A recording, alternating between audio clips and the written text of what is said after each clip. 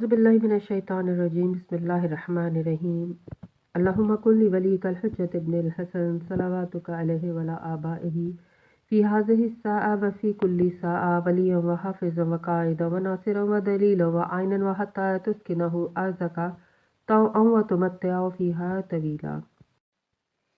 अस्सलाम वालेकुम सामीन, हमारे चैनल ज़िक्र उला में खुशामदीद। मैं आज आपके सामने इल्लामा लाजपाल हुसैन की तसनीफ़ जहाद बिल विलायत से इक़्तिबास पेश कर रही हूँ, जिसका बुनियादी मकसद आपकी खिदमत में ऐसा इल्म पेश करना है जिससे लोगों में ऐसा शऊर बेदार हो कि जिससे शयातीन की चालों, हरबों और गुमराहकुन ख़यालात से बचा जाए। अगर आप इस किताब का मुकम्मल मुताला करना चाहते हैं तो इस किताब की PDF को हमारी वेबसाइट www.idarakhatamulauliya.com से फ्री डाउनलोड कर सकते हैं। जाहिलियत क्या है? क्या मार्फत इमाम एक आजमाइश है? सबसे बड़ा जाहिल कौन है? अदम मार्फत इमाम ज़माना जाहिलियत की मौत। इमाम वक्त से लाइल्मी और अदम मारिफत ऐन जाहिलियत है, और जाहिलियत दौर अरब का वो बदतरीन दौर था कि जब इंसान हैवानों के मुआशरे में बदल चुका था, यानी जहाँ हैवानियत की हुकूमत कायम हो जाए और नफ्स अम्मारा हाकिम नजर आए, इसी का नाम जाहिलियत है। अब गौर करें, इस हदीस पाक की रोशनी में यजीद मलऊन, उमर साद मलऊन और इब्ने ज़ियाद मलऊन तमाम कातिलाने असहाब अंसार और जवानान बनी हाशिम सब के ऊपर इमाम वक्त की मारिफत वाजिब है। अर्ज़ करने का मकसद ये है कि क्या रसूलुल्लाह की हदीस ऐन हुक्म इलाही नहीं है?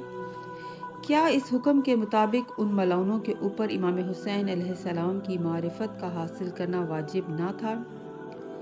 चुनांचे इमाम वक्त की मारिफत और इसका इनकार करने वाला जाहिलियत में शुमार होता है, और सबसे बड़ा जाहिल वो है कि जो उन मलऊनों को रसूलुल्लाह के हुक्म के मुताबिक जाहिलियत में शुमार नहीं करता।